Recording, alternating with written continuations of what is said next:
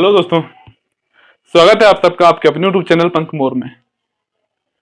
तो दोस्तों, पिछली वीडियो हमने वैदिक सभ्यता वैदिक सभ्यता को हमने दो भागों में बांटा था। एक ऋग वैदिक काल और उत्तर वैदिक काल। ऋग वैदिक काल जो कि 1500 से 1000 ईस्वी पूर्व है और जो उत्तर वैदिक काल है वो 1000 से 600 ईस्वी पूर्व के बीच माना जाता है। पिछली वीडियो हमने ऋग वैदिक काल के जो साहित्यिक परिचय है उसको देखा था कि ऋग वैदिक काल की जो हमें संपूर्ण जानकारी प्राप्त होती है पुरातात्विक साक्ष्यों और साहित्यिक साक्ष्यों से प्राप्त होती है, लेकिन जो वैदिक सभ्यता की हमें ज्यादातर जो जानकारी प्राप्त होती है हमें 4 वेदों से प्राप्त होती है। तो पिछली वीडियो हमने 4 वेदों को देखा था, ब्राह्मण ग्रंथ क्या होते हैं, अरण्यक, उपनिषद ये क्या होते हैं सभी को देखा था और महत्वपूर्ण उपनिषद देखे थे और वेदों के उपवेद, इन सभी बातों को हमने पिछली वीडियो में डिस्कस किया था। अगर आपने पिछली वीडियो नहीं देखी है तो पहले पिछली वीडियो देखिए फिर इसको देखिए, ताकि आप ज्यादा ज्यादा चीजों को समझ सके और जो इनडायरेक्ट बनने वाले जो क्वेश्चन है उनको भी आप हल कर सके। आज की हम इस वीडियो में देखेंगे तो जो ऋग वैदिक काल है, पूर्व वैदिक काल कहें या ऋग वैदिक काल, जिसमें लोगों का राजनीतिक जीवन, सामाजिक जीवन, आर्थिक जीवन कैसा था, लोगों का रहन सहन कैसा था, क्या खेल की वस्तुएं थी उनकी, कौन कौन से पहनावा कैसा था, उन सभी बातों की आज की हम वीडियो में डिस्कस करेंगे।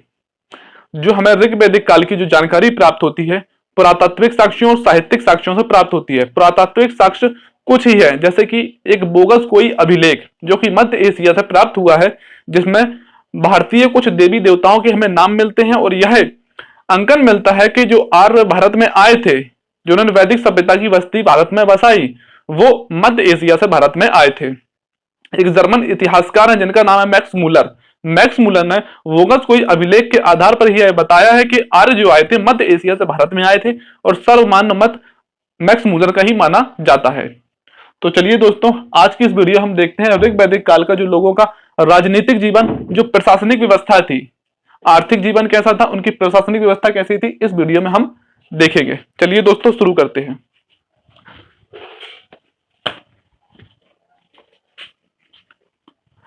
ऋग वैदिक काल जो कि 1500 से 1000 ईस्वी पूर्व के बीच माना जाता है। सबसे पहले देखते हैं कि ऋग वैदिक काल की जो मानव था प्रशासन, ऋग वैदिक काल के लोगों का प्रशासनिक जीवन कैसा था। प्रशासन की सबसे छोटी इकाई क्या थी, सबसे बड़ी इकाई प्रशासन की क्या थी, उनको देखते हैं। कि सबसे छोटी जो प्रशासनिक इकाई थी वो ग्रह या कुल हुआ करती थी, फिर कई ग्रह मिलकर एक ग्राम बनाते थे, फिर कई ग्राम मिलकर एक विश्व बनाते थे, फिर कई विश्व मिलकर जन या कबीला बनाते थे। दोस्तों, ऋग वैदिक काल के लोगों का सामाजिक, आर्थिक, राजनीतिक जीवन अगर आपको सही से याद करना है तो आप वर्तमान की जो ग्रामीण स्थिति है उसको देखते चलिएगा और पढ़ते चलिए। यकीनन आपको 80% तक चीजें समझ में आएंगी और कुछ जो 10 या 15% चीजें आपको याद करने की है वो आप फिर याद कर लेंगे। आप सभी चीजों को याद करेंगे तो आप बिल्कुल याद नहीं कर पाएंगे। आप ग्रामीण जीवन को देखिए आज के और ऋग वैदिक काल के जीवन को देखिए, यकीनन आपको बहुत कुछ सेम मिलेगा और चीजों को आप याद भी कर पाएंगे। ऋग वैदिक काल में जो प्रशासन की सबसे छोटी जो इकाई थी वह थी ग्रह या कुल। कुल का जो प्रमुख होता था, ग्रह का प्रमुख होता था, वह होता था कुलपति। कई ग्रह मिलकर एक ग्राम बनाते थे, जैसे वर्तमान में भी कई ग्रह मिलकर एक ग्राम बनाते हैं, वैसे ऋग वैदिक काल में भी कई ग्रह मिलकर एक ग्राम बनाते थे, जिसका जो प्रमुख होता था वह ग्रामणी होता था। वर्तमान में इसका प्रमुख ग्राम प्रधान होता है। कई ग्राम मिलकर एक विश्व बनाते थे। वर्तमान में जो ब्लॉक बना दिए गए हैं उन ब्लॉकों को ऋग वैदिक काल में हम विश्व कहते थे। इसका प्रमुख विश्वपति होता था और कई विश्व मिलकर एक जन या कबीला बनाते थे, जिसका प्रमुख राजा, राजन या गोप होता था। अब ये तीनों कैसे होता था, अलग अलग एग्जाम में दोस्तों पूछा गया है इससे क्वेश्चन कि ऋग वैदिक काल में जन या कबीले का प्रमुख कौन होता था। एसएससी वगैरह में जब पूछा गया तो इसका आंसर माना गया राजन को, लेकिन जब पीसीएस में पूछा गया तो इसका आंसर माना गया था गोप को, लेकिन जब किसी स्टेट एग्जाम में पूछा गया तो इसका आंसर राजा को माना गया था। ऋग वैदिक काल में जो जन या कबीला होता था उसका प्रमुख होता था राजा। प्रशासन की सबसे बड़ी इकाई जो होती थी ऋग वैदिक काल में वो जन या कबीला होती थी, जिसका प्रमुख राजा, राजन या गोप होता था। लेकिन सबसे छोटी जो इकाई होती थी वो ग्रह या कुल होती थी, जिसका प्रमुख कुलपति होता था। अब इससे कैसे प्रश्न पूछा जाता है, आपसे पूछा जाएगा कि ऋग वैदिक काल में कुलपति किस प्रशासनिक इकाई का प्रमुख होता था? तो किसका होता था, गृह का या कुल का? आपको कुलपति पूछेगा लेकिन ऑप्शन में देखा गृह, तब आप कंफ्यूज होंगे, लेकिन याद करिए कि कुलपति जो है गृह का या कुल का प्रमुख होता था। कई ग्रह मिलकर एक ग्राम बनाते थे जिसका प्रमुख ग्रामणी, और कई ग्राम मिलकर एक विश्व बनाते थे जिसका प्रमुख होता था विश्वपति, और कई विश्व मिलकर एक जन या कबीला बनाते जिसका प्रमुख राजा, राजन या गोप होता था। इससे दोस्तों आपको ये दिख रहे होंगे 4 पॉइंट से कई एग्जाम में बार बार घुमा के हजारों बार क्वेश्चन पूछे जाते हैं। पूछ लेगा ऋग वैदिक काल में ग्राम के प्रमुख अधिकारी को क्या कहा जाता था? तो क्या कहा जाता था? ग्रामणी, जो कि लेखपाल में एक बार पूछा भी गया है। अब देखते थे कि राजा जो कि प्रशासन का सबसे बड़ा मुखिया होता था, अधिकारी होता था, राजा के अधिकार सीमित थे। ऋग वैदिक काल में प्रशासन का सबसे बड़ा जो अधिकारी होता था वह राजा होता था, लेकिन राजा के नियंत्रण में संपूर्ण सत्ता नहीं थी। राजा को नियंत्रित करने के लिए एक प्रतिनिधि सभा होती थी, एक प्रतिनिधि सभा होती थी जो 4 भागों में बटी थी। प्रतिनिधि सभा में एक समिति थी, एक सभा थी, एक विदत थी और एक गण होती थी। इनके काम क्या है या क्यों बनाई गई थी, कौन कौन से लोग शामिल होते हैं, अब हम देखेंगे। इससे पहले दोस्तों समिति क्या होती है, सभा क्या होती है, विदत क्या होती है और गण क्या होता है। वर्तमान की जो प्रशासनिक व्यवस्था है उसको आप नजर में रखिए और देखते चलिए कि जैसे कि लोकसभा, राज्यसभा, प्रधानमंत्री, इनको नजर में रखिए और देखिए आप। समिति या सभा, सबसे पहले राजा के अधिकार सीमित थे। अब राजा अपनी मर्जी से कोई भी संपूर्ण निर्णयों को नहीं ले सकता था, हालांकि कुछ निर्णय ले सकता था, लेकिन ज्यादातर जो निर्णय लिए जाते थे वो सब प्रतिनिधि सभा की सहायता से ही लिए जाते थे। 4 प्रतिनिधि सभा थी, एक समिति, एक सभा, एक विदत और एक गण हुआ करती थी। समिति और सभा को प्रजापति की 2 पुत्रियां कहा गया है। किसमें कहा गया है? अथर्ववेद में। यह क्वेश्चन पीसीएस में और एसएससी वगैरह में हजारों बार पूछा गया है कि प्रजापति की 2 पुत्रियां किस वेद में कहा गया है? समिति और सभा को किसमें कहा गया? अथर्ववेद में कहा गया है। इन अधिकारियों को रत्निन कहा जाता था, और ऋग्वेद काल में जो अधिकारी रत्निन प्राप्त हुए हैं वो 7 रत्निनों के नाम हमें मिलते हैं। समिति, सभा, विदत और जो गण होते थे, इनके अधिकारी जो होते थे उनको रत्निन कहा जाता है। ये भी प्रश्न पूछा गया है। और जो ऋग्वैदिक काल में हमें प्रमुख रत्निन प्राप्त हुए हैं, जिनके नाम प्राप्त हुए हमें, वो 7 थे। वहीं उत्तर वैदिक काल में जो रत्निन 7 से बढ़ के 17 हो जाते हैं। जब हम उत्तर वैदिक काल देखेंगे तब हम देखेंगे इसको। अब देखते हैं हम समिति क्या होती है। वर्तमान में लोकसभा जैसी है, ऋग्वैदिक काल में उसी को हम समिति कहा करते थे। जैसे वर्तमान में लोकसभा है और ऋग्वैदिक काल में वैसे ही समिति हुआ करती थी। यह आम लोगों की सभा थी। वर्तमान में भी जो लोकसभा है उसके जो सदस्य चुने जाते हैं वो आम लोगों के द्वारा ही प्रत्यक्ष तौर पर चुने जाते हैं, इसलिए यह आम लोगों की सभा थी। राजा का चुनाव भी इसी के द्वारा किया जाता था। वर्तमान में भी प्रधानमंत्री का चुनाव लोकसभा के सदस्यों द्वारा ही किया जाता है। लोकसभा में बहुमत दल के नेता को प्रधानमंत्री के रूप में चुना जाता है। ऋग्वैदिक काल में कुछ ऐसा ही था। राजा का चुनाव समिति के द्वारा किया जाता था, जो लोग आम लोगों के द्वारा, आम लोग इसमें शामिल होते थे।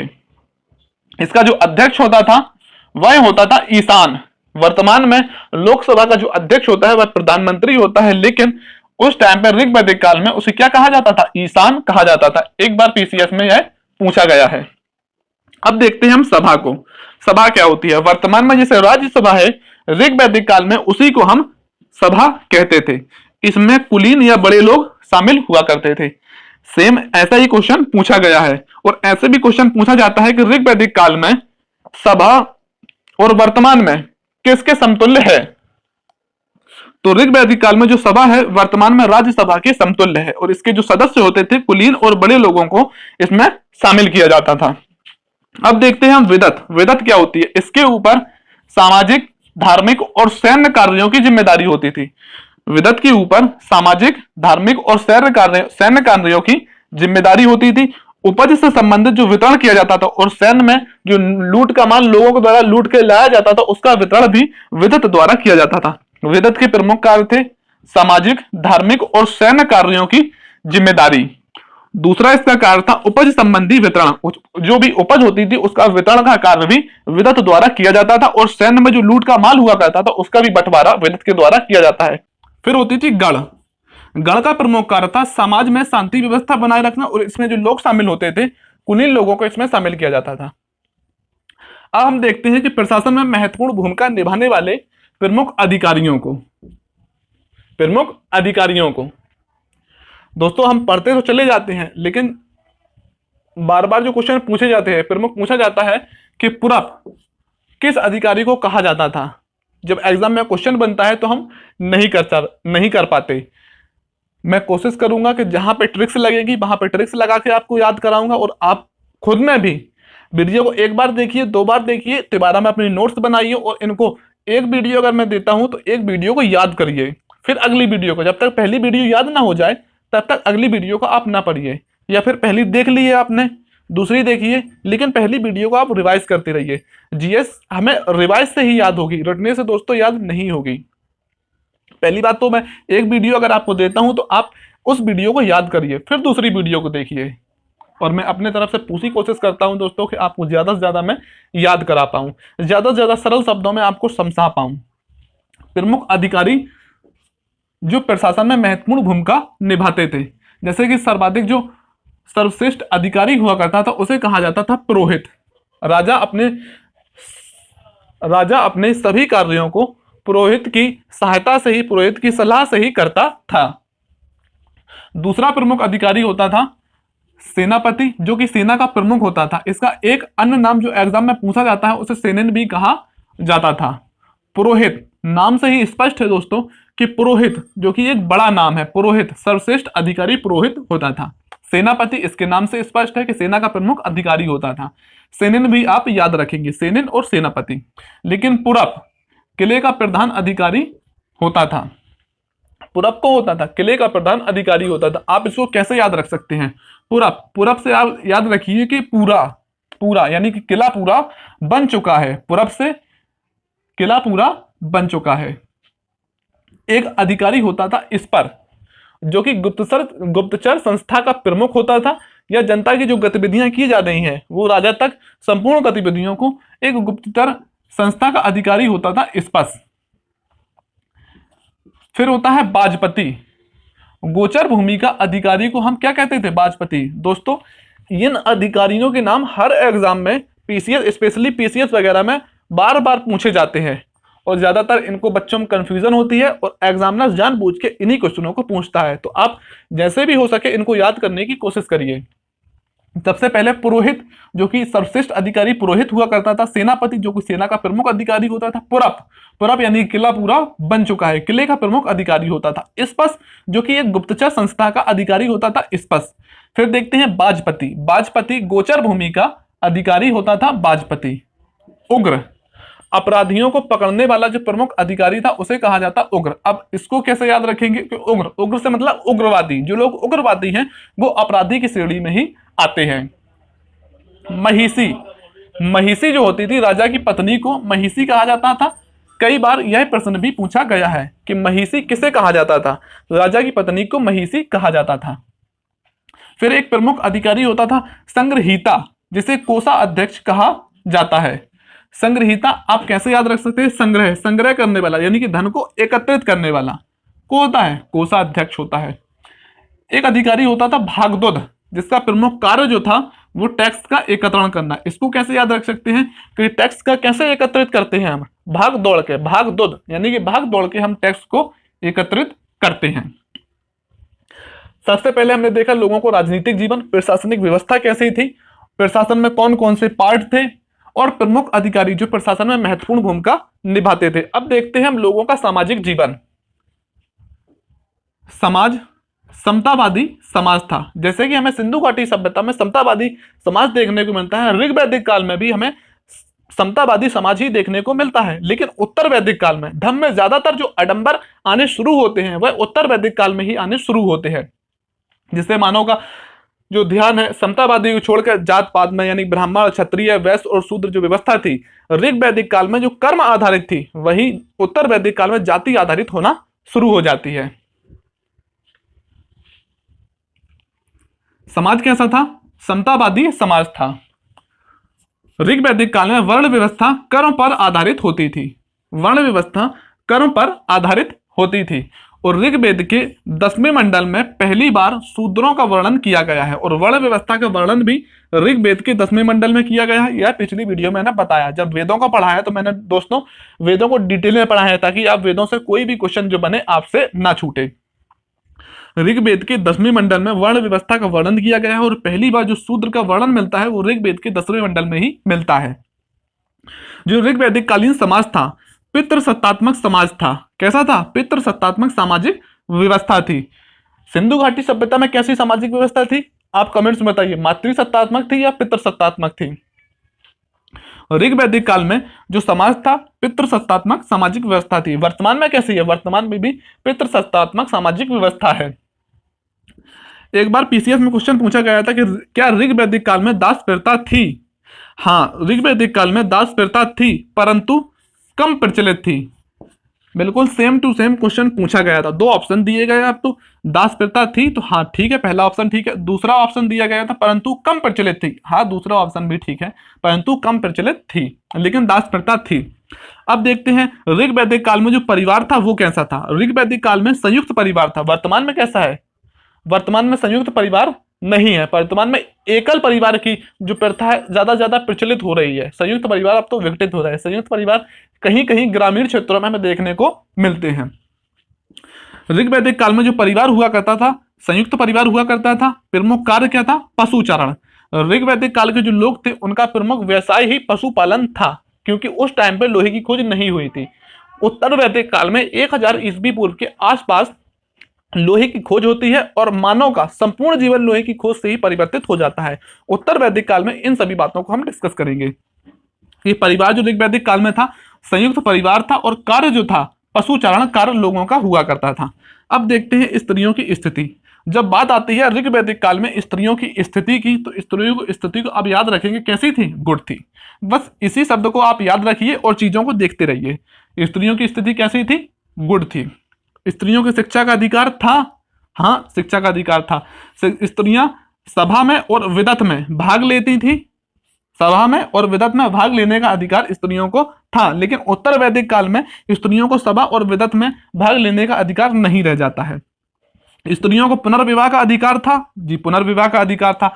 नियोग प्रथा का अधिकार था। तो हाँ, नियोग प्रथा का अधिकार था। बहुपतीय विवाह का अधिकार था। तो हाँ, बहुपतीय विवाह का अधिकार था। अब हम देखते हैं नियोग प्रथा क्या होती है। नियोग प्रथा ऐसी प्रथा जब किसी स्त्री का पति मर जाता था तो स्त्री का उसके देवर के साथ ही विवाह कर दिया जाता था, उसे हम कहते थे नियोग प्रथा। बहुपति विवाह क्या होता था कि जब स्त्री के कई विवाह हो जाते थे तो उसे बहुपतीय विवाह कहते थे। स्त्री के कई पति होते थे उसे बहुपतीय विवाह कहते थे। ऋग्वैदिक काल में पर्दा प्रथा नहीं थी, दहेज प्रथा नहीं थी, सती प्रथा नहीं थी। यानी कि हम कह सकते हैं कुछ अपवादों का अगर छोड़ दें तो ऋग्वैदिक जो समाज था एक अच्छा समाज था। जो गलत बातें हैं उनको गलत माना गया था, जो अच्छी बातें हैं उन्हें अच्छा माना गया था। जैसे कि स्त्रियों को शिक्षा का अधिकार था, अच्छी बात है। सभा एवं विदत में भाग लेने का अधिकार था, अच्छी बात है। पुनर्विवाह का अधिकार था, अच्छी बात है। पर्दा प्रथा नहीं थी, ये भी ठीक है। दहेज प्रथा नहीं थी, ये भी ठीक है। सती प्रथा नहीं थी, ये भी ठीक है। अब देखते हैं हम ऋग्वैदिक काल में लोगों का जो रहन सहन कैसा था। लोग क्या खाते थे, क्या पीते थे, कैसा सामाजिक जीवन था, आर्थिक जीवन कैसा था, उन सभी बातों को हम आज की वीडियो में इसमें देखेंगे। रहन सहन, लोग चांदी और लोहे का ज्ञान नहीं था। लोगों को चांदी का और लोहे का ज्ञान नहीं था। एसएससी वगैरह में कई बार पूछा जाता है कि ऋग्वैदिक काल में लोगों को किसका ज्ञान नहीं था। तो लोगों का चांदी और लोहे का ज्ञान नहीं था।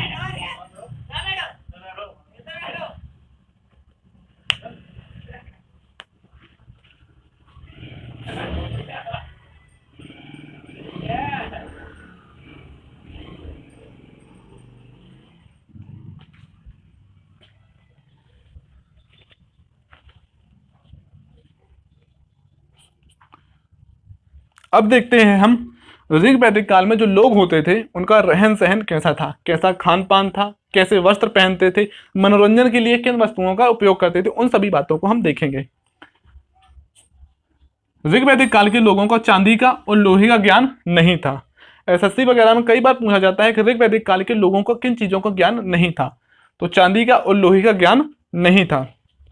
भोजन कैसा करते थे? ऋग्वेद काल के जो लोग थे वो शाकाहारी और मांसाहारी दोनों प्रकृति थे, लेकिन गाय के दूध के जो उत्पाद होते थे उनको खाद्य के रूप में ज्यादा उपयोग किया जाता, जैसे कि गाय के दूध का अगर घी, मक्खन, दही, पनीर वगैरह, इन सभी उत्पादों को खाद्य के रूप में अत्यधिक उपयोग किया जाता था। मनोरंजन के लिए पासा खेलते थे, संगीत सिंगिंग वगैरह करते थे और घुड़दौड़ भी करते थे। यानी कि आज का जैसा ग्रामीण समाज है वैसा ही ग्रामीण समाज हमें ऋग्वैदिक काल में देखा, बल्कि आज से बेहतर ग्रामीण समाज ऋग्वैदिक काल का हमें देखने को मिलता है। और पहनावा कैसा था? अगर हम वस्त्रों की बात करते हैं तो ऋग्वेद काल में 3 तरह के वस्त्र हमें देखने को मिलते हैं, निवि, वास और अधिवास।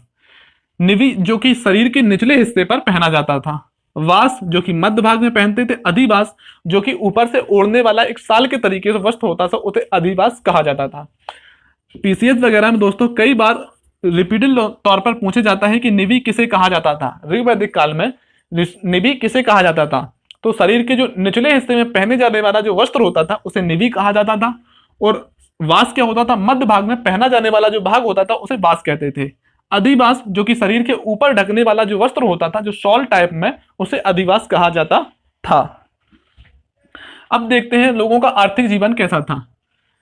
आर्थिक जीवन का आधार ऋग्वैदिक काल में पशुपालन ही था। लोग कृषि से प्रचलित थे, लेकिन लोहे की उस टाइम पे खोज नहीं हुई थी, तो कृषि इतनी अधिक मात्रा में नहीं होती थी। लोगों को अपना जो जीवन चलाना होता था वो पशुपालन के द्वारा ही लोग अपना जीवन चलाते थे। पशुपालन आर्थिक जीवन का मुख्य आधार था। कृषि नगण्य मात्रा में थी और ऋग्वेद में 24 बार कृषि शब्द का वर्णन किया गया है। गाय का महत्व ऋग्वेद में सर्वाधिक था। 176 बार ऋग्वेद में गाय शब्द का वर्णन मिलता है। यानी कि गाय को ऋग्वैदिक काल में क्या कहा जाता था? अग्रण्य कहा जाता था। भूमि पर लोगों का सामूहिक स्वामित्व होता था, यानी कि जो कृषि की जाती थी लोगों को मिलजुल के सामूहिक रूप से कृषि की जाती थी। भूमि पर सामूहिक स्वामित्व होता था, कोई निजीकरण की भावना नहीं थी। अब बात करते हैं व्यापार की। व्यापार वस्तु विनिमय के माध्यम से होता था। एक वस्तु के बदले दूसरी वस्तु के आदान प्रदान को हम वस्तु विनिमय कहते हैं। वस्तु विनिमय का जो आधार था या वस्तु विनिमय के रूप में जिनका यूज किया जाता था, गाय का उपयोग किया जाता था, लेकिन कहीं कहीं पर वस्तु विनिमय के रूप में सोने का भी उपयोग किया गया है। सोने को ऋग्वैदिक काल में हिरण्य कहा जाता था। यह भी प्रश्न पूछा गया है कि सोने को ऋग्वैदिक काल में क्या कहा जाता था? निष्क या हिरण्य कहा जाता था। अब देखते हैं लोगों का धार्मिक जीवन। ऋग्वैदिक काल में जहां सिंधु घाटी सभ्यता के लोग सिर्फ लौकिक चीजों को ही विश्वास करते थे, लेकिन धीरे धीरे ऋग्वैदिक काल के जो लोग थे वह आडंबरों पर, जादू टोने पर विश्वास करना शुरू कर देते हैं। और ऋग्वैदिक काल में हमें बहुत सारे देवता देखने को मिलते हैं जिनमें लोग विश्वास करते थे। इसकी जानकारी हमें वोगस कोई अभिलेख से भी हमें प्राप्त होती है। सबसे महत्वपूर्ण जो देवता थे वह थे इंद्र। लेकिन ज्यादातर जो लोग ऋग्वैदिक काल में पूजा करते थे वह प्रकृति की पूजा करते थे। पूछा जाता है कि ऋग्वैदिक काल के लोग किसकी पूजा करते थे? प्रकृति की पूजा करते थे। सबसे महत्वपूर्ण जो देवता थे वह इंद्र थे। लोग बहुदेववादी थे। कैसे थे लोग? बहुदेववादी थे। बहुत सारे देवताओं को मानते थे, उन्हीं को बहुदेववादी कहा जाता है। अब ऋग्वेद काल के देखते हैं प्रमुख देवताओं को। सबसे पहले देखते हैं मारुत, अश्विन और दौ। जो दौ थे, एक देवता थे दौ, जो कि सबसे प्राचीन देवता ऋग्वैदिक काल में माने जाते हैं। ऋग्वैदिक काल के सबसे प्राचीन देवता दौ थे, लेकिन सबसे जो महत्वपूर्ण देवता थे वह थे इंद्र। अब देखते हैं इंद्र के बारे में। ऋग्वेद में 250 सूक्त, 1028 सूक्त में से 250 सूत्र केवल इंद्र को ही समर्पित हैं। इंद्र को युद्ध का देवता कहा जाता था, यानी कि युद्ध में विजय दिलाने वाला जो देवता होता था वह इंद्र होता था। युद्ध का देवता पुरंदर यानी कि किले को तोड़ने वाला भी इंद्र को कहा जाता था। वर्षा तथा आंधी का देवता भी इंद्र को कहा जाता है। आपसे प्रश्न इस तरीके से पूछा जाता है कि युद्ध का देवता ऋग्वैदिक काल में किसे कहा जाता था? तो इंद्र को कहा जाता था। ऋग्वैदिक काल के सबसे महत्वपूर्ण देवता कौन थे? तो इंद्र थे। ऋग्वैदिक काल में लोग किसकी पूजा करते थे? प्रकृति की पूजा करते थे। ऐसे प्रश्न आपसे पूछे जाते हैं। अब देखते हैं कुछ और देवताओं को, जैसे मारुत जो कि आंधी के देवता हुआ करते थे। आप कैसे याद रख सकते हैं? मारुत से याद रखिए आप मारुति जो कि एक कार है। मारुति की याद रखिए, मारुत से जो कैसे चलती है, आंधी की तरह तेज चलती है। मारुत से मारुति याद रखिए, और कैसे चलती है, आंधी की तरह तेज चलती है। तो मारुत कौन थे, आंधी के देवता थे। एक थे अश्विन देवता। अश्विन को आप अश्विन ना पढ़िए, आप पढ़िए डॉक्टर अश्विन। डॉक्टर अश्विन आपको याद रहेगा कि किससे संबंधित थे, चिकित्सा के देवता थे डॉक्टर अश्विन। दो जो कि सबसे प्राचीन देवता थे। इंद्र को हम देख चुके हैं, अब देखते हैं वरुण। वरुण जो देवता थे, पृथ्वी एवं सूर्य के निर्माता वरुण को ही माना जाता है। पीसीएस में पूछा गया था कि किस देवता को ऋग वैदिक काल में पृथ्वी एवं सूर्य के निर्माता माना जाता था, तो वरुण को माना जाता था। इन्हें जल का, समुद्र का देवता भी वरुण को कहा जाता था। जल का देवता और समुद्र का देवता किसे कहा जाता था, वरुण को कहा जाता था। वरुण को पृथ्वी एवं सूर्य का निर्माता, जल और समुद्र का देवता वरुण को कहा जाता। लेकिन इंद्र को युद्ध का देवता, पुरंदर को तोड़ने वाला, वर्षा तथा आंधी का देवता इंद्र को कहा जाता था। अब देखते हैं हम रुद्र देवता। शिव का प्रारंभिक रूप किसे माना जाता है, एग्जैक्ट क्वेश्चन पीसीएस में पूछा गया था कि शिव का प्रारंभिक रूप ऋग वैदिक काल में किस देवता को माना जाता था, तो रुद्र को माना जाता था। अब देखते हैं आकाश के प्रमुख देवता, अंतरिक्ष के और पृथ्वी के प्रमुख देवता। आकाश के जो प्रमुख देवता है वह है सूर्य, वरुण, उषा, सविता और विष्णु। इससे प्रश्न कैसे पूछा जाता है कि पूछा जाएगा आपको पीसीएस एसएससी वगैरह में, तो केवल एक ऑप्शन देगा, पूछेगा कि आकाश के कौन से देवता हैं। आप सूर्य, वरुण, उषा, सविता या विष्णु कोई भी ऑप्शन में दे सकता है। लेकिन पीसीएस में जब पूछा जाता है तो पूछा जाता है कि इनमें से कौन आकाश के देवता नहीं है। आपको अगर पता होंगे तभी आप ऑप्शन लगा पाएंगे। तो आकाश के देवता है सूर्य, वरुण, उषा, सविता और विष्णु। अंतरिक्ष की देवता, अंतरिक्ष के देवता है इंद्र, प्रारूप, रुद्र और वायु। अंतरिक्ष के देवता है इंद्र, प्रारूप, रुद्र और वायु। लेकिन जो पृथ्वी के देवता है वह है अग्नि, पृथ्वी, सोम, बृहस्पति और सरस्वती। इनके अन्य नाम भी हैं, जैसे अग्नि। अग्नि का ऋग वैदिक काल में 200 बार वर्णन किया गया है। और अग्नि एकमात्र देवता है जिनको तीनों में शामिल किया जाता। अंतरिक्ष के देवता भी हैं, अंतरिक्ष के देवता भी हैं, आकाश के देवता भी हैं और पृथ्वी के देवता भी हैं। एकमात्र ऐसे देवता जिन्हें तीनों का देवता कहा जाता है, जैसे कि आकाश के देवता, अंतरिक्ष के देवता और पृथ्वी के देवता। सोम जो कि पृथ्वी के देवता है, इसके अतिरिक्त यह वनस्पति के देवता है और नौवा मंडल जो है, ऋग्वेद का नौवा मंडल सोम देवता को ही समर्पित है। बृहस्पति जो कि पृथ्वी के देवता है, साथ ही इन्हें यम देवता भी कहा जाता है। सरस्वती जो कि पृथ्वी की देवता तो है, साथ ही इन्हें ज्ञान की देवी भी कहा जाता है। ये थे दोस्तों ऋग्वेद काल के प्रमुख देवता। एक बार फिर से देख लेते हैं। मारुत जिन्हें आंधी की देवता, डॉक्टर अश्विन चिकित्सा के हैं, दौ सबसे प्राचीन है, सबसे महत्वपूर्ण है जो कि इंद्र हैं। यही क्वेश्चन बार बार पूछे जाते हैं। लेकिन पीसीएस वगैरह जब आप एग्जाम देंगे तो ये क्वेश्चन आपको बार बार देखने को मिलेंगे। इन्हें आप पीसीएस वगैरह जो है देना चाहते हैं, उनको ज्यादातर याद करने की जरूरत है, क्योंकि ज्यादातर लोग इन्हीं में कंफ्यूज होते हैं। अब देखते हैं सैन्य व्यवस्था। ऋग्वैदिक काल की जो सैन्य व्यवस्था थी कैसे थी। हालांकि लोहे की खोज के बाद ज्यादातर सैन्य व्यवस्था प्रमुख होती है। ऋग्वैदिक काल में सैन्य व्यवस्था थी लेकिन कम थी। आप क्या याद रखेंगे, ऋग्वैदिक काल में जो सैन्य व्यवस्था थी कम थी। घोड़ा अति उपयोगी पशु बन चुका था। जहां सिंधु घाटी सभ्यता में घोड़े के अवशेष हमें कम देखने को मिलते हैं, वही ऋग्वैदिक काल में घोड़ा कैसा बन चुका था, अति उपयोगी पशु बन चुका था। हाथी और बाघ की जानकारी नहीं थी। पूछा गया है एक बार, आप याद रखेंगे कि हाथी और बाघ की जानकारी लोगों को नहीं थी। सेना कैसी होती थी, सेना अस्थायी होती थी, क्योंकि बराबर युद्ध वगैरह के साक्ष्य ज्यादातर ऋग्वैदिक काल में प्राप्त नहीं हुए हैं। लेकिन जो सेना राजा की हुआ करती थी वह अस्थायी सेना हुआ करती थी। विपदा के तौर पर बुला लिया जाता था, फिर उन्हें छुट्टी दे दी जाती थी। सेना कैसी होती थी, अस्थायी सेना होती थी।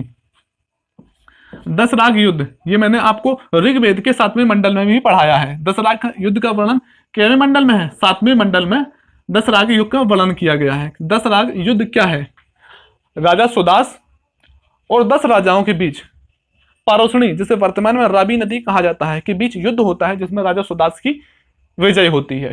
यह था 10 राग युद्ध। इसका वर्णन ऋग्वेद के 7वें मंडल में किया गया है। अब देखते हैं प्रमुख बिंदु। दोस्तों मैं हर पार्ट में आपको लास्ट में कुछ प्रमुख पॉइंट बताऊंगा जो बार बार पूछे जाते हैं और काफी इंपॉर्टेंट हैं। आज के इन पॉइंटों में हम देखेंगे ऋग वैदिक काल में जो वर्तमान में नदियों के नाम है, ऋग वैदिक काल में उन नदियों के नाम क्या थे। एसएससी में और स्टेट एग्जाम में, पीसीएस में भर भर के इनसे क्वेश्चन पूछे जाते हैं। हर वीडियो के लास्ट में कुछ पॉइंट बताऊंगा, उनको आप याद रखिए, इससे हमारे पॉइंट भी हो जाएंगे और हम पढ़ते भी रहेंगे। एक साथ हम जब पॉइंट पढ़ेंगे तो कंफ्यूजन होगा। आज देखते हैं हम प्रमुख नदियां, प्रमुख नदियों के नाम। ऋग्वैदिक काल में जो झेलम नदी है वर्तमान में, झेलम नदी का नाम ऋग्वेद में वितस्ता हुआ करता था। क्या हुआ करता था? वितस्ता। चेनाब नदी को अस्किनी कहा जाता था, राबी को पारुषणी कहा जाता था, व्यास को विपाशा, सतलज को शतुद्री, काबुल को कुंभा और गोमती को गोमल कहा जाता था। अब देखिए आप इनको कैसे याद रख सकते हैं। गोमती, गोमती से गोमल कुछ मिलता हुआ शब्द है, कोई भी ऐसा शब्द नहीं है जो गोमल से मिलता हो, गोमती से मिलता हो। गोमती और गोमल सेम है, आपको याद हो जाएगा। काबुल और कुंभा सेम है, मैच खा रहे हैं, काबुल और कुंभा याद हो जाएगा। सतलज और शतुद्री, सा ओता आ रहा है सतलज और सा ओता आ रहा है शतुद्री, आप इसको भी याद कर लेंगे। लेकिन अब देखते हैं व्यास को, व्यास और विपाशा, व्यास और विपाशा ये भी कुछ मैच कर रहा है, वी और वी, आदावा और वी, व्यास और विपाशा। अब जब 2 बार 3 बार पढ़ेंगे तो उसको याद होगा, इसीलिए मैं बार बार क्वेश्चनों को पढ़ता हूं ताकि जब आप सुने इनको तो आपको याद हो सके। एक बार फिर से देखते हैं, गोमती का जो ऋग्वैदिक काल नाम था गोमती नदी का, वह था गोमल। काबुल को कहा जाता था कुंभा, सतलज को शतुद्री, व्यास को विपाशा, व्यास को विपाशा कहा जाता था। अब बची ये 3 नदियां, इन 3 नदियों को ही पूछा जाता है। इनको तो पूछता है लेकिन कम पूछता है। एग्जामिनर भी जानता है कि बच्चों को कहाँ पे कंफ्यूजन होती है और कहाँ पे फंस सकता है, वही क्वेश्चनों को पूछता है। पीसीएस वगैरह में इनसे क्वेश्चन हर बार पूछे जाते हैं। कैसे पूछता है कि ऋग्वैदिक काल में झेलम नदी का नाम क्या था? वितस्ता था। चेनाब नदी का अस्किनी था। आप इसको कैसे याद रख सकते हैं कि चेनाब, चेनाब से आप रखती है चुनाव को। जो कोई व्यक्ति चुनाव लड़ता है तो कैसा हो सकता है, कैसा हो जाता है? अस्किनी, यानी कि बिल्कुल पगला जाता है। कैसा हो जाता है? पगला जाता है, आशिक बन जाता है चुनाव का और लोगों का आशिक बन जाता है। उसका बस नहीं चलता कि लोगों का अगर चाहे तो पैर भी वह दबा सकता है। चेनाब से चुनाव, और चुनाव जो लड़ता है वह कैसा हो जाता है? आशिक बन जाता है। अब आप याद रखेंगे झेलम को, झेलम को ऋग्वैदिक काल में क्या कहा जाता था? वितस्ता। क्या कहा जाता था? वितस्ता। राबी को पारुषणी, झेलम को वितस्ता कहा जाता था, राबी को पारुषणी। यही 2 नाम हैं जो आपको बस याद रखना है, और कोई भी ऐसा नाम नहीं है जो आपको याद रखना हो। आपको याद हो चुके हैं, जब क्वेश्चन बनेगा और मैं कराऊंगा यकीनन आप कर पाएंगे। झेलम को क्या कहा जाता था? क्या कहा जाता था? वितस्ता। और चेनाब को अस्किनी, राबी को पारुषणी, व्यास को विपाशा, सतलज को शतुद्री, काबुल को कुंभा और गोमती को गोमल। और कुछ पॉइंट है जैसे कि कर या बलि। ऋग्वैदिक काल में राजा को जो स्वेच्छा से टैक्स दिया जाता था उसे कर या बलि कहा जाता। क्या कहा जाता था? बलि। जो स्वेच्छा से राजा को टैक्स दिया जाता था उसे बलि कहा जाता था।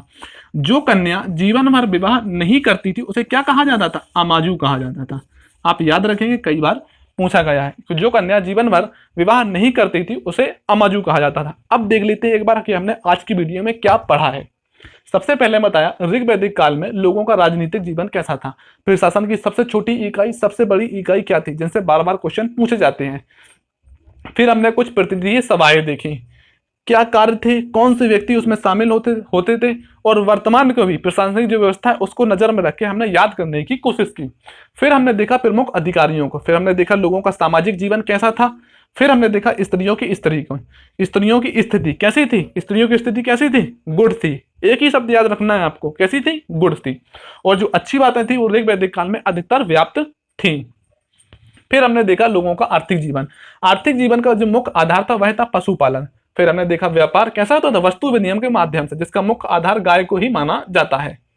फिर हमने देखा धार्मिक जीवन, धार्मिक जीवन में प्रमुख देवता देखे जो कि पीसीएस वगैरह में भर भर के इनसे क्वेश्चन पूछे जाते हैं, और लोग नहीं आता है तो फिर छोड़ के आते हैं। आप इसको पढ़ें और याद करें ताकि जब एग्जाम में क्वेश्चन बने तो आप जवाब से, दबदबे से करके आए और खुद में गर्व महसूस करें कि हाँ, हमने क्वेश्चन यकीनन किया है और वो सही है।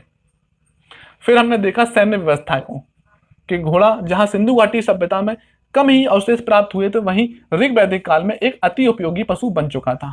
फिर हमने देखा दशरथ के युद्ध को और प्रमुख पॉइंट देखे। लास्ट में मैं हर वीडियो में आपको कुछ पॉइंट बताऊंगा ताकि जो क्वेश्चन बार बार पूछे जाते हैं उनको भी आप कवर कर सकें। तो दोस्तों, ये थी आज की हमारी वीडियो। अगर आपको वीडियो अच्छी लगी है तो चैनल को सब्सक्राइब कीजिए। मैं दोस्तों फिर बता दूं आपको, थोड़ा सा नया चैनल है और मेरे पढ़ाने में थोड़ी घबराहट आपको दिख सकती है। कहीं कहीं पे हो सकता है मैं आपको भूल जाता हूँ, कहीं पे कुछ गलत बताता हूँ, तो आपसे माफ़ी चाहूँगा मैं।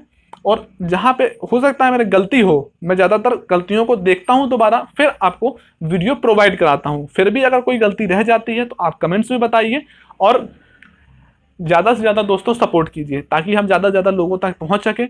और मैं आपको ऐसे ही निरंतर वीडियो बनाता रहूँगा ताकि आपको एग्जाम में सहायता मिले और आपको ज़्यादा भटकना ना पड़े। ये मैं दोस्तों आपको पढ़ाता हूँ, मैं 4-5 बुकों का आपको कलेक्शन पढ़ा रहा हूँ जो बार बार एग्जाम में क्वेश्चन बनते हैं, उनको देखकर, बुकों को देखकर फिर मैं क्वेश्चन लाता हूँ। कोई आपको फालतू का नहीं पढ़ाता हूँ। कि ऋग वैदिक काल में पढ़ाने को 4 वेद हैं, ऋग वैद काल को ही आप पढ़ेंगे, क्वेश्चन हमसे छूटना ना चाहिए। ऋग वैद काल को देखेंगे आप तो बहुत बड़ा है, ऐसे नहीं पढ़ेंगे हम। प्रीवियस ईयर क्वेश्चन को देखता हूँ कैसे क्वेश्चन और कहाँ से पूछे जा रहे हैं, फिर पूरी थ्योरी को 4-5 बुकों का कलेक्शन देखता हूँ, फिर आपको लिख के पढ़ाता हूँ। अगर ये वीडियो आपको अच्छा लगा है तो चैनल को सब्सक्राइब कीजिए, कमेंट्स कीजिए और अपने दोस्तों यारों में भी फैलाइए। चलिए दोस्तों, मिलते हैं अगली वीडियो में। जय हिंद।